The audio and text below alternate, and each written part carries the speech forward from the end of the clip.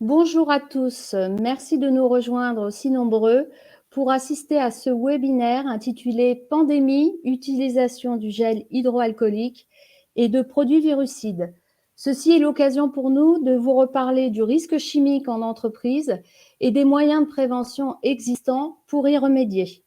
Ce webinaire sera co-animé par moi-même, Stéphanie Pérez, toxicologue au SIAMT, par Dr Clémence Leborgne, médecin toxicologue et responsable du pôle de toxicologie du SIAMT, et Bourine Yang, technicienne hygiène, sécurité, environnement au SIAMT, qui fait également partie du pôle de toxicologie. Donc, je tenais toutefois à préciser que vous pouvez à tout moment nous adresser vos questions via le petit onglet questions. Nous nous chargerons au terme de cette présentation de revenir sur ces différentes questions et d'y répondre. Les produits font partie omniprésente de notre vie, tant sur le plan professionnel que personnel. Qui de nous n'a pas eu à utiliser un jour des produits, notamment à l'occasion du nettoyage de la vaisselle via un produit de nettoyage de vaisselle ou lors de travaux d'intérieur, notamment via l'utilisation de peinture ou de white spirit. Ces produits ne sont pas anodins. Il convient donc d'être vigilant et de prendre certaines précautions. Et il y a de ce fait une certaine forme de banalisation de l'utilisation de ces produits où l'on croit par erreur qu'ils n'ont aucun effet sur la santé, ce qui est faux. Et c'est d'autant plus vrai qu'à l'heure actuelle, une utilisation massive des produits de nettoyage et de désinfection des sols, des surfaces et des mains est intensifiée dans nos entreprises. Cela n'est pas anodin. Revenons maintenant sur le gel hydroalcoolique, qui, du fait de son utilisation, est très fréquemment utilisé. Ainsi, le gel utilisé plusieurs fois par jour peut donner des effets sur la santé. Mais quels sont-ils? Nous aurons une irritation cutanée dans un premier temps, voire des effets un peu plus conséquents dans un second temps, notamment des allergies cutanées. Quelles solutions avons-nous pour y remédier? Nous pouvons prévoir à ce moment-là, autant que possible, le lavage des mains avec de l'eau et du savon. Mais attention, le savon devra être dénué de tout parfum et être neutre.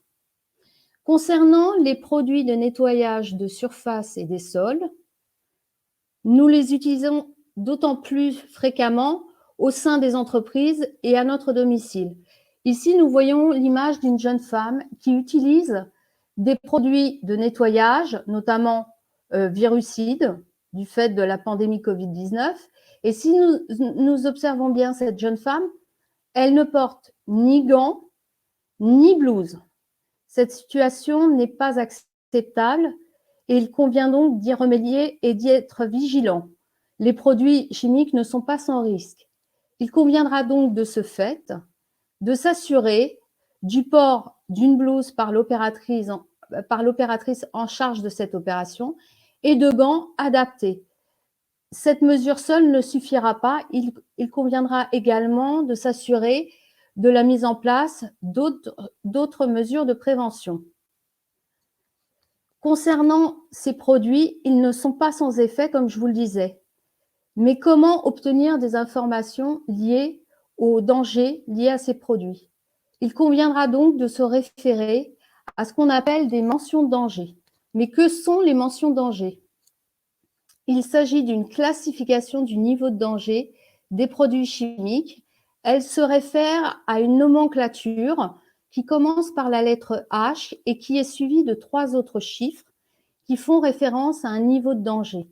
Nous aurons ainsi des dangers physiques qui pourront être répertoriés, des dangers pour la santé, des dangers pour l'environnement. Et si nous regardons bien la frise ci-dessous, nous verrons qu'à chaque type de danger est associé un ou plusieurs pictogrammes. Ainsi, nous avons pour les dangers physiques 5 pictogrammes associés. Pour les dangers pour la santé, nous en avons 4. Et pour les dangers pour l'environnement, nous en avons 2. Revenons sur le danger physique. Que peut-il produire? Un incendie, une explosion. En l'occurrence, si nous nous penchons sur le deuxième pictogramme de la frise avec la flamme, nous verrons que ce pictogramme, s'il est présent sur un produit, peut favoriser, en présence d'une flamme, la survenue d'un incendie. De même, le quatrième pictogramme représente une bonbonne sous pression.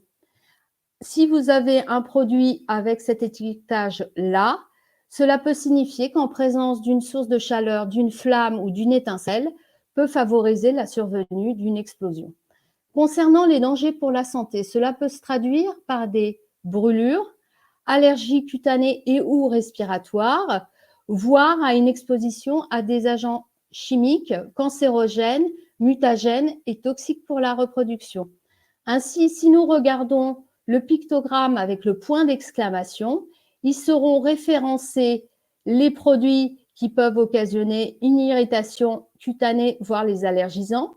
Et nous aurons dans le pictogramme associé, du moins pour lequel il y a un buste de face, les agents chimiques dits cancérogènes, mutagènes, reprotoxiques.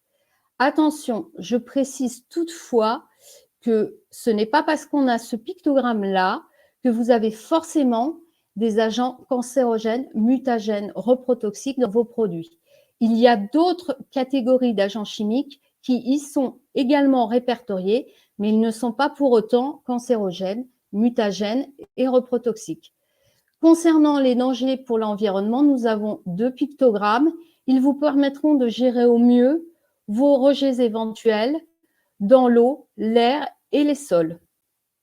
Je précise toutefois concernant les mentions de danger que prochainement le CIINT mettra en ligne via le site internet, notre site internet, un flyer qui reprendra la codification de toutes ces mentions de danger avec leur signification associée. Vous aurez également le détail des pictogrammes avec leur signification. Donc, nous avons vu les mentions de danger, mais maintenant, où se procurer ces informations? Nous avons 2 documents à notre disposition pour y remédier. Le premier document, il s'agit de l'étiquette. L'étiquette qui est présente sur le produit et qui va vous permettre de vous renseigner au mieux sur les dangers liés au produit. Donc, nous avons ainsi, sur cette étiquette qui est apparue, tout en haut des informations relatives au fabricant où vous aurez les coordonnées et vous pourrez le contacter aisément pour avoir davantage de renseignements. Après, vous avez le nom commercial du produit. Ensuite, vous aurez le pictogramme du produit ainsi que la mention d'avertissement. Cela peut être danger ou attention et elle est fonction du niveau de dangerosité de votre produit. Nous avons ensuite nos mentions de danger, ici qui sont présentes en toutes lettres, mais cela n'est pas toujours le cas. Vous avez parfois cette codification avec la lettre H, avec 3 chiffres associés juste derrière. Ensuite, vous avez les mentions, les conseils de prudence, ici présents en toutes lettres également. Sachez que ces conseils de prudence peuvent être aussi sous forme d'une nomenclature également, avec la lettre P comme prudence, avec 3 chiffres également associés juste après. Et ces éléments seront également repris dans le flyer du CIINT. Et enfin, pour finir, vous avez des informations additionnelles. Là, en l'occurrence, cela n'est pas dénué de sens, dans le sens où on nous informe qu'il y a des benzisothiazolinones présents dans le produit qui peuvent occasionner une réaction allergique et notamment cutanée. Mais, mis à part cette étiquette, quelle autre source d'information avons-nous? Nous avons la fiche de données de sécurité. Je précise bien, voilà, vous la voyez apparaître sur le côté de l'écran. On y reviendra un peu plus ultérieurement. Elle est différente de la fiche technique dans la mesure où elle comprend 16 rubriques, ce qui n'est pas le cas de la fiche technique. La fiche technique ne se limite quant à elle qui a une information sommaire liée à la formulation du produit, des informations liées au conditionnement et des informations relatives aux conditions de stockage du produit. Elle est insuffisante à ce niveau-là. La fiche de données de sécurité, quant à elle, est une obligation réglementaire et vous devez, par tous les moyens, vous la procurer et la voir au sein de vos entreprises. Ce document vous sera également demandé par les instances de contrôle, à savoir notamment les contrôleurs de la CRAMIF et l'inspection du travail. Cette fiche de données de sécurité devra être en langue française et être la plus récente possible. Pourquoi? Car les formulations des produits évoluent au gré des réglementations européennes et les différents agents chimiques présents au sein de ces produits peuvent évoluer également. Donc, ainsi, la fiche de données de sécurité reprend les dernières formulations des produits que vous avez au sein de vos entreprises. Cette fiche de données de sécurité est une source d'information importante dans la mesure où elle comprend 16 rubriques qui vont notamment vous permettre d'avoir des informations liées à la formulation, mais des informations relatives aux conditions de stockage, aux conduites à tenir en cas d'accident. Voilà, donc vous allez voir un exemple de fiche de données de sécurité, vous voyez, donc qui apparaît à l'écran. Et vous avez ainsi la dénomination commerciale du produit. Si on descend avec les pictogrammes associés sur le côté, si on descend des renseignements sur le fournisseur, et vous allez avoir en rubrique 2.2 les éléments d'étiquetage du produit que vous avez avec votre mention d'avertissement et les mentions de danger en dessous. Vous aurez, en continuant à parcourir sur cette fiche, des informations relatives à la formulation, donc la composition du mélange. Et puis, si on avance un peu plus, des informations liées aux premiers secours, des informations que vous allez avoir sur les mesures de lutte contre l'incendie, aussi des informations sur que faire en cas de dispersion accidentelle, les conditions de manipulation et de stockage, et ce qui va aussi nous intéresser de façon plus particulière, les moyens de prévention à mettre en place, notamment en termes de protection individuelle. Donc, vous aurez la protection des yeux, de la peau, et en vous précisant quel type de gants. Je précise bien qu'il ne s'agira pas là de mettre à disposition un gant standard. Hein. Ça sera vraiment le type de gant comme mentionné dans la fiche de données de sécurité, en l'occurrence caoutchouc nitrile dans notre cas. Et puis, d'autres informations de type propriété physico-chimique, etc., etc. Donc, cette fiche de données de sécurité est importante pour vous aider à appréhender le risque chimique et mettre les moyens de protection adaptés à vos salariés. Sachez toutefois que le SIAMT reste présent pour vous accompagner dans votre démarche d'évaluation du risque chimique via l'analyse de vos fiches de données de sécurité que nous proposons. Et cela nous permettra à ce moment-là d'objectiver la présence des agents chimiques dangereux au sein de vos produits et de vous conseiller en termes de protection individuelle adaptée. Je vais maintenant donner la parole à Clémence Leborgne, médecin toxicologue, qui va vous présenter les effets sur la santé liés à l'utilisation de ces produits chimiques. Merci beaucoup. Merci Stéphanie. Bonjour à tous. Clémence Leborgne, médecin du travail toxicologue et responsable du pôle de toxicologie du SIAMT. Nous allons voir ensemble quelles sont les voies d'absorption des agents chimiques, quels peuvent être leurs effets sur la santé, que ce soit de façon aiguë ou chronique, et nous verrons enfin quelques moyens simples de prévention. Il existe 3 voies d'absorption pour un agent chimique, la voie respiratoire, la voie cutanée et la voie digestive.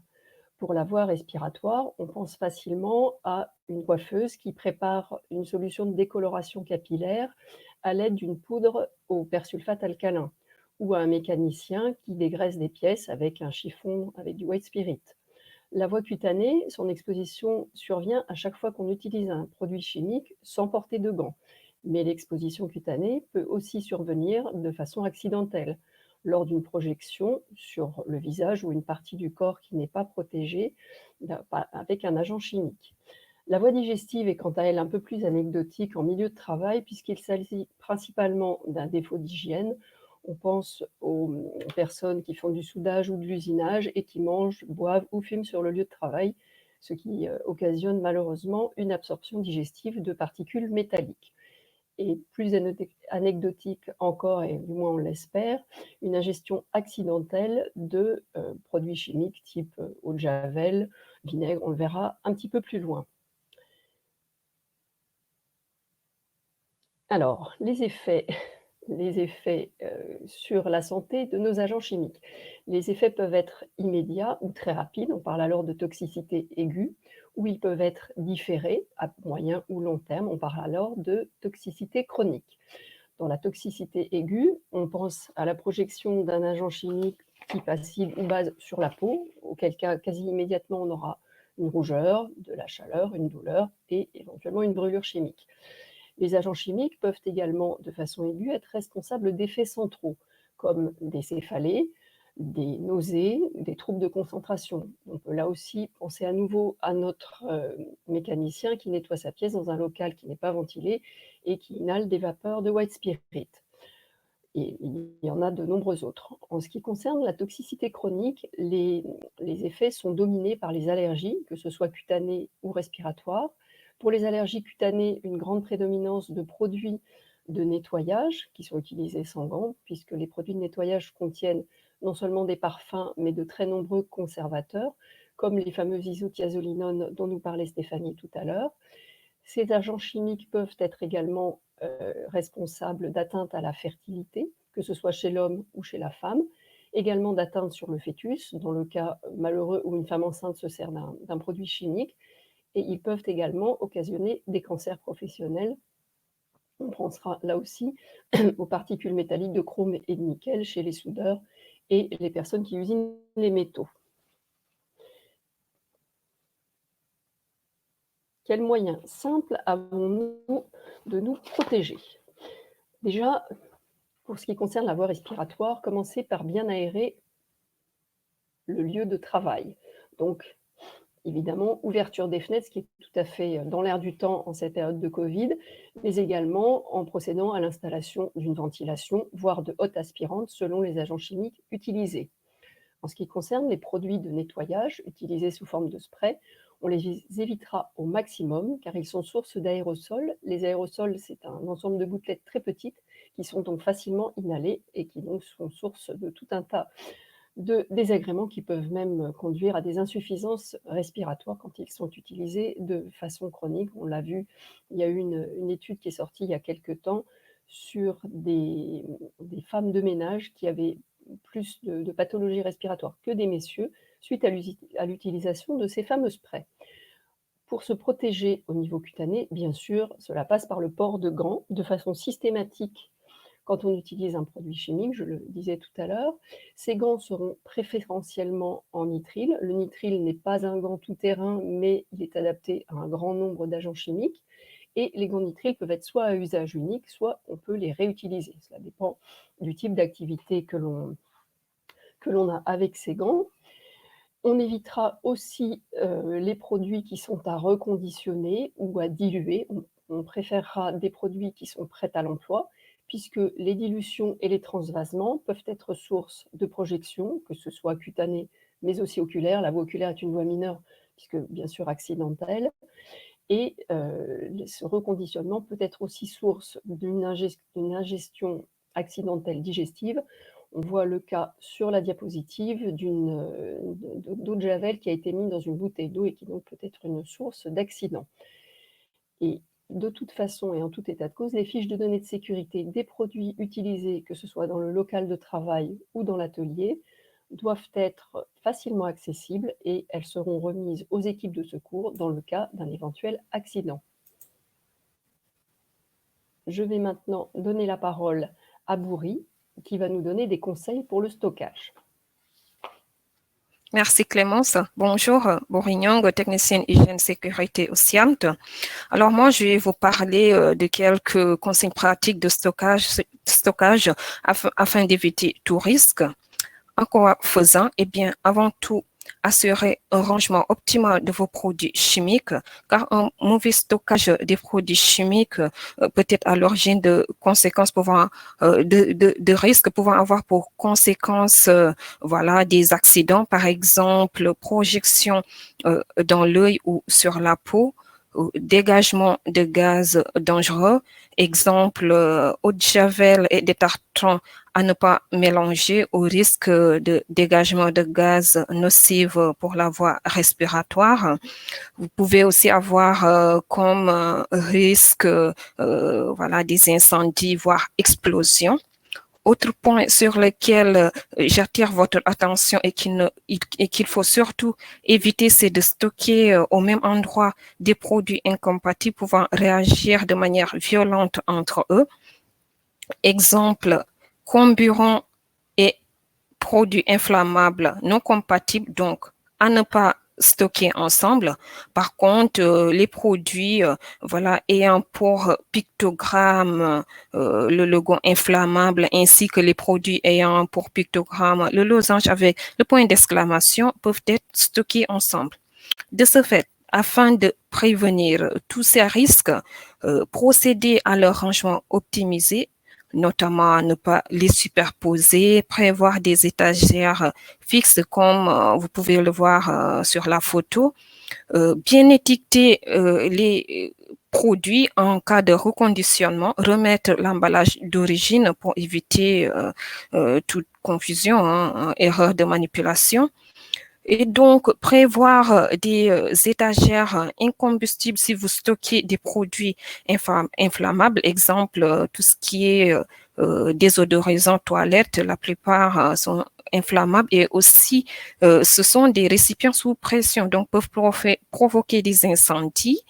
Et donc, à éviter à propos d'incendie, prévoir un point d'eau à proximité, mais aussi vous pouvez prévoir un sol imperméable, facile à nettoyer en cas de fuite ou tout simplement mettre à disposition des produits absorbants en cas d'épandage ou déversement accidentel. Vous pouvez également penser voilà, à mettre en place des bacs de rétention si possible. Appliquer les mesures de lutte contre les incendies, notamment présence obligatoire d'extincteurs, sans oublier voilà, de bien aérer les locaux, bien ventiler le local de stockage. Passons maintenant à quelques cas pratiques pour avoir une idée de comment bien stocker ces produits chimiques. Avant tout, aidez-vous de l'étiquetage sur le produit pour la reconnaissance des pictogrammes, Stéphanie vient d'en parler, mais aussi de la FDS, notamment la rubrique 7, expliquant les précautions à prendre pour manipuler et stocker le produit, ou la rubrique 10, informant sur la stabilité et la réactivité du produit. Puis, à l'aide de ce tableau des compatibilités, vous pourrez identifier les produits qui peuvent aller ensemble et ceux qui ne peuvent pas l'être. Alors, dans ce tableau, vous allez vous focaliser sur deux éléments fondamentaux, notamment les pictogrammes, mais aussi les sigles. Pour les sigles, vous en avez trois. La croix rouge signifie que les produits ne peuvent pas être stockés ensemble. Le rond vert signifie que les produits peuvent être stockés ensemble, voilà, sans souci. Et le point d'interrogation orangé signifiant que les produits peuvent être stockés ensemble, mais sous condition. On va prendre pour exemple un produit étiqueté inflammable qu'on retrouve le plus souvent dans les produits d'entretien. Là, on voit que deux produits inflammables peuvent être stockés ensemble, donc c'est le rond vert, la troisième ligne. Et en dessous, on voit par contre qu'un produit inflammable et un comburant ne peuvent pas être stockés ensemble. Et voilà, sur la même ligne, le point d'interrogation orangé montre qu'un comburant et un produit sous pression peuvent être stockés ensemble, mais voilà, sous certaines conditions, c'est-à-dire, voilà, exemple, à l'abri de la chaleur, une bonne ventilation, etc. En guise d'illustration, je vous passe une vidéo de 3 minutes de l'INRS sur le stockage des risques chimiques. Donc, voilà, un petit instant. Ça vient.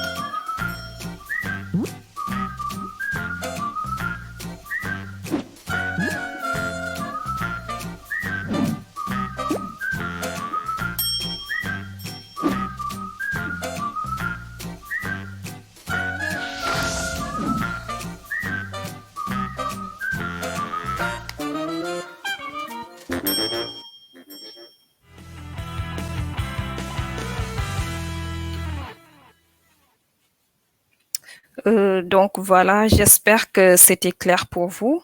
Donc ce qu'on peut retenir, voilà, c'est que de façon générale, les produits doivent être stockés à l'abri de la chaleur, éviter tout facteur influent sur la température, notamment des sources d'ignition à proximité, tout équipement, chauffage ou même voilà les rayons solaires, et aussi veiller bien à aérer le local de stockage ou ventiler. Nous passons maintenant à l'aspect réglementaire, car qui dit risque chimique parle forcément de la réglementation. Et donc, vous, en tant qu'employeur, quelles sont vos obligations sur les risques chimiques?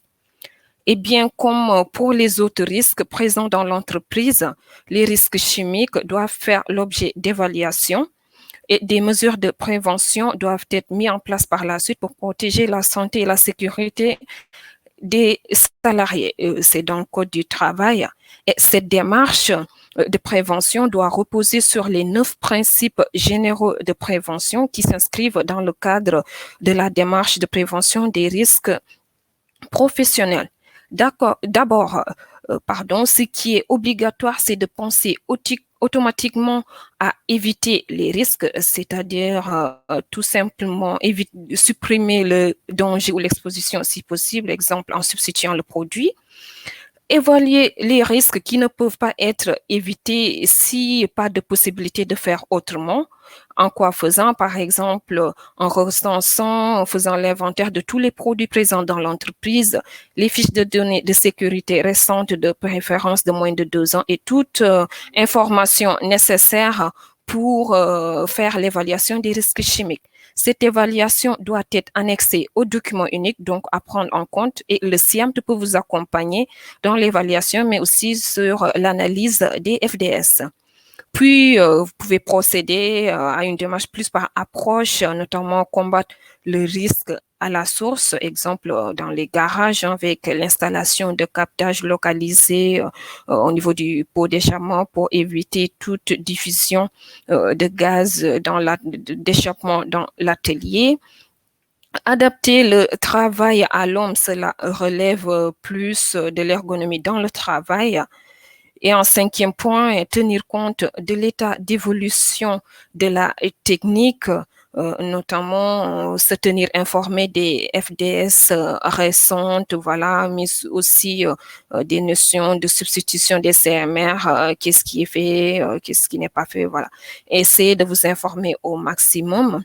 Puis, vous avez également la possibilité, voilà, vous avez des moyens à votre disposition, notamment remplacer ce qui est dangereux par ce qui l'est moins. Et dans le cadre COVID, on l'a vu précédemment, on privilégiait surtout le lavage des mains avec de l'eau et du savon neutre plutôt que du gel hydroalcoolique. Planifier la prévention comme on vient de le voir dans la vidéo, notamment sur l'achat. N'achetez que ce dont vous avez besoin. Et aussi sur le choix des produits, essayez vraiment de choisir les produits les moins dangereux. En 8e point, prendre des mesures de protection collective en leur donnant une priorité sur les mesures de protection individuelle. Donc, avant tout, ventiler, aspirer, substituer. Et si cela n'est pas suffisant, derrière, mettre à disposition des gants. Et le type de gants, vous le retrouverez dans la rubrique 8 de la FDS. Et le 9e et dernier point, donc, donner des instructions appropriées à vos travailleurs. Très important, j'insiste là-dessus parce qu'en fait, en tant qu'employeur, vous avez une obligation d'information et de formation à l'égard de vos salariés. C'est dans le Code du travail, notamment l'article 4323-104 du Code du travail. Et donc, il ne suffit pas de mettre à disposition les FDS, l'étiquetage et des équipements que votre responsabilité est dégagée. Il faut derrière former le salarié. C'est très important retracer tout ce que vous faites pour que, voilà, je vous le souhaite pas, mais en cas de litige, que vous pouvez vraiment avoir des preuves et dégager votre responsabilité. Je vais maintenant repasser la parole à Clémence qui va conclure. Merci.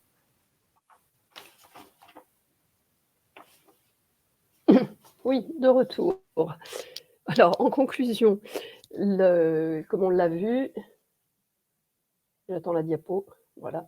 Donc, en conclusion, l'évaluation du risque chimique passe par l'évaluation des dangers et on l'a bien compris au vu des exposés de mes 2 collègues, grâce à l'analyse des fiches de données de sécurité de votre produit. Mais cette évaluation du risque passe aussi par l'évaluation des expositions, dont on a assez peu parlé, mais on va le faire maintenant. Cette évaluation des expositions, elle est fondamentale parce qu'elle permet de connaître le nombre de personnes qui sont exposées à ce fameux danger, mais aussi les quantités et les fréquences d'exposition aux différents agents chimiques. Donc, pour quantifier les expositions d'une façon un peu plus précise qu'un échange avec l'entreprise, nous pouvons, dans certains cas, proposer des prélèvements atmosphériques et ou surfaciques de polluants. Donc, par exemple, dans nos réalisations assez récentes, on avait fait une mesure de plomb surfacique dans un chantier au château de Versailles auprès de doreurs qui faisaient de la dorure au plomb. Mais toutefois, ces prélèvements atmosphériques ont leurs limites. D'abord, on ne peut pas tout prélever puisqu'on compare les différents polluants à des valeurs limites d'exposition. Donc tout ne peut pas être prélevé et surtout, ces prélèvements ne sont que le reflet de la journée ou du jour de prélèvement. Donc on aura une photo, mais on n'aura pas une vision extrêmement fine et précise de l'exposition. Alors on a un autre outil à notre disposition qui est un peu plus individualiste. On va parler maintenant de biométrologie. Donc les biométrologies, qu'est-ce que c'est? Ce sont des prélèvements sanguins ou urinaires donc, qui sont faits pour avoir une vision fine, c'est-à-dire au niveau du salarié, de l'exposition. L'intérêt de la biométrologie, c'est qu'elle somme toutes les voies d'exposition qu'on a vues précédemment, donc aussi bien la voie respiratoire, cutanée ou digestive. Elle permet aussi d'avoir une photo fine de l'individu et non du collectif, et de prendre en compte le tabagisme et les variations interindividuelles. Mais là aussi, on ne peut pas tout prélever puisque ces différents prélèvements sont rapportés à des indicateurs biologiques d'exposition. Donc, on n'a pas des indicateurs biologiques d'exposition IBE pour tout. Mais un des atouts majeurs de ces biométros, c'est que ça permet de suivre des salariés de façon, on va dire, un peu chronique. Et on a un certain nombre de soudeurs que l'on suit depuis maintenant plusieurs années, qui avaient des prélèvements urinaires de chrome qui étaient supérieurs à la moyenne de population générale, et à force de les suivre, de leur apporter des conseils, on a réussi à avoir des personnes qui maintenant ont une valeur de chrome urinaire qui est la même que celle de la population générale. Et ces examens, aussi bien sanguins et urinaires, on peut parler aussi des plombémies, ça c'est plus classique, ces examens biologiques, bien sûr, sont prescrits par le médecin du travail.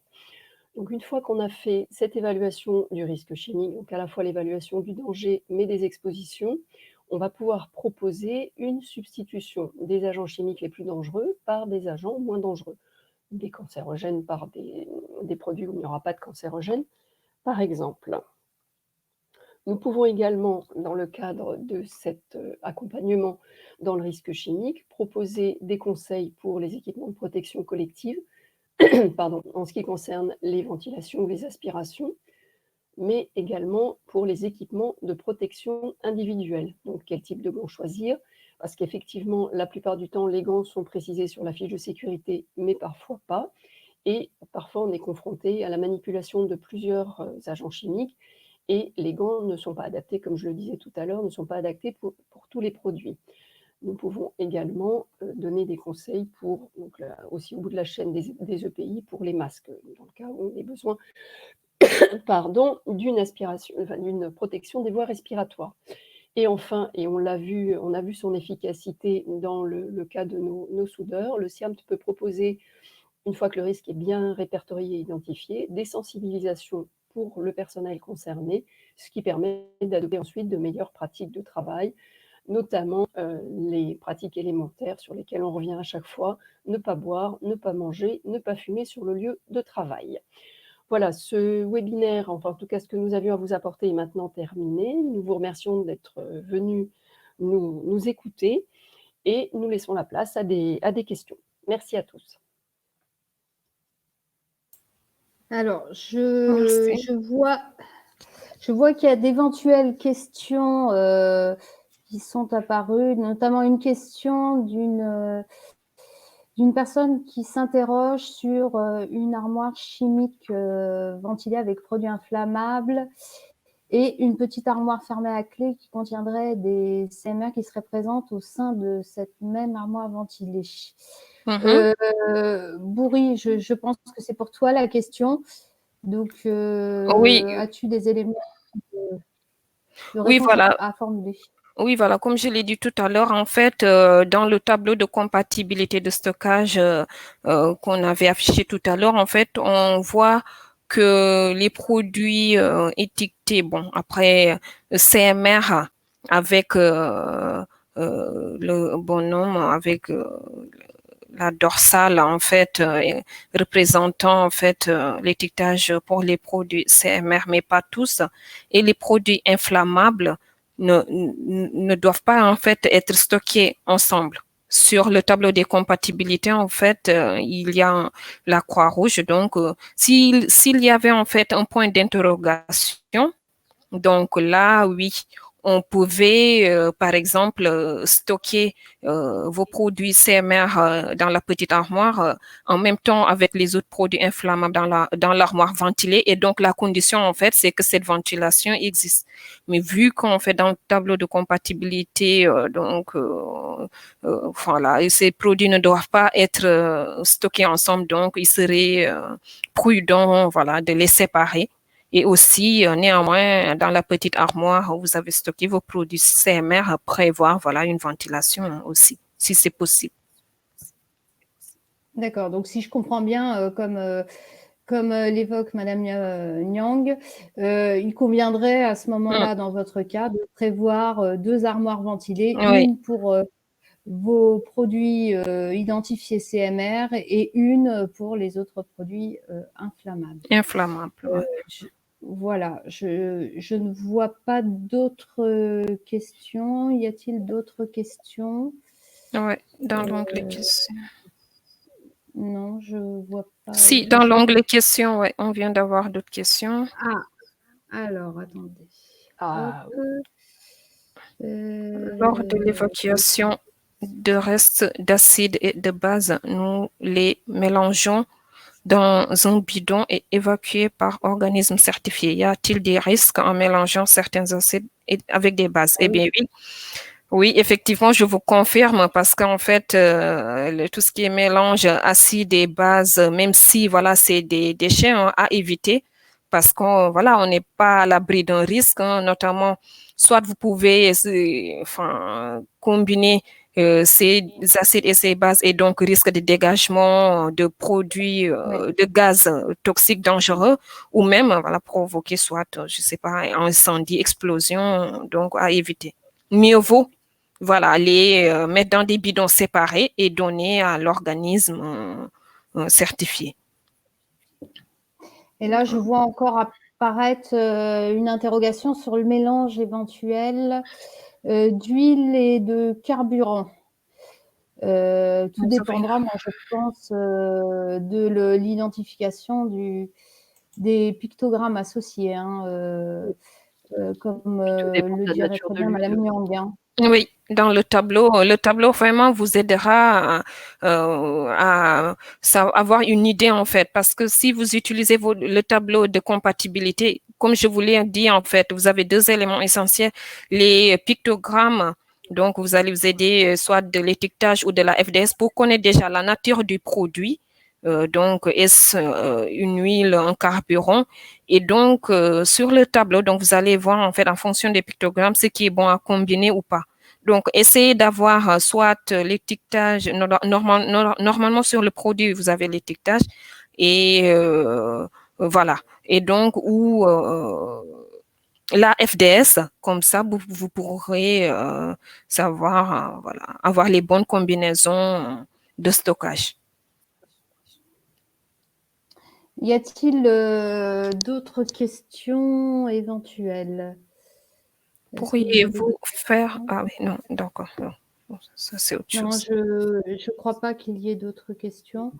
Bon, en tous les cas, là, je ne vois pas d'autres questions. Donc, n'hésitez pas à revenir vers nous si d'autres questions vous venaient par la suite. Hein, nous restons voilà, à votre disposition. joignables. Ah, j'ai voilà. une question. Donc, nous allons vous laisser respectivement nos adresses mail. Si jamais vous aviez des questions ou des demandes d'informations particulières ou un souhait d'accompagnement. Donc, moi, je vous laisse mon adresse mail Stéphanie Perez, s.perez, P-E-R-E-Z, @ciamt.org. Voilà, je te laisse donner ton adresse, Clémence. Oui, donc, allô, oui, Clémence Leborgne, donc c.leborgne, Leborgne, @siamt.org. Bourri? Oui, alors Bourignon, b.nyang, NIANG, @siamt.org. Voilà. Donc, nous arrivons au terme de cette présentation du webinaire relatif aux risques chimiques. N'hésitez pas à revenir vers nous pour toutes vos demandes éventuelles d'accompagnement ou d'aide dans l'évaluation de... Grace nous dit qu'il y a une dernière question. Alors, il y a une dernière question, effectivement. dans l'onglet question. Voilà. Alors, hop. Il se peut qu'il y ait des produits chimiques. Ah oui. Non étiquetés. Alors, oui, non étiquetés. En cas de déversement accidentel, existe-t-il des procédures spécifiques?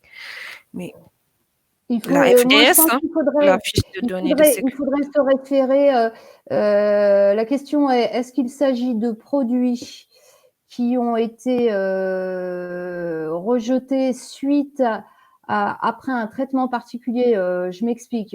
S'il s'agit d'un produit A mis dans le cadre d'un process et qu'il y a un rejet avec des impuretés dedans, effectivement, le produit n'est peut-être plus le même qu'à l'origine.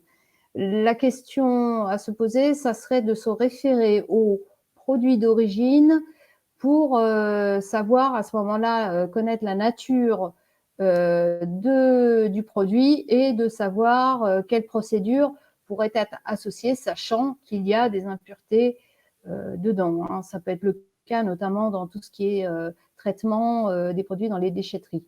Mais je ne sais pas si c'est le sens de la question qui est posée. Oui, de toute façon, un produit non étiqueté, c'est compliqué dans la surtout si vous n'avez pas aussi la fiche de données de sécurité, parce qu'en fait, dans la fiche de données de sécurité, vous avez tout, en fait, 16 rubriques, on vous explique vraiment en cas d'accident ou d'ingestion accidentelle ce qu'il faut faire. Donc, si vous n'avez pas tout ça, donc c'est compliqué, mais peut-être faire appel, voilà, appeler les secours ou les centres antipoison hein, qui pourront aussi vous aider voilà, parce que si vous n'avez aucune information sur le produit, là, je pense que c'est plutôt compliqué, voilà, de pouvoir savoir le bon procédé à avoir pour ne pas vous exposer, on va dire. Est-ce qu'il y a d'autres questions? Je regarde. Non, je ne vois pas de questions. Donc, comme je vous l'évoquais, nous restons disponibles pour répondre à toutes vos questions éventuelles. Il y a une autre question, visiblement. Non, c'est Grace, je pense, qui remercie tout le monde. Voilà. Donc, écoutez, nous arrivons au terme de cette présentation liée aux risques chimiques. Et comme on vous l'indiquait, nous vous avons communiqué nos adresses mail. Nous restons disponibles pour répondre à toutes vos questions et vos souhaits d'accompagnement. Et sachez toutefois que pour ceux qui n'ont pas pu assister à ce webinaire, qu'il sera accessible en replay. Merci d'être venus et de nous avoir écoutés. Voilà, merci. Merci à tous. Merci à tous. Au revoir.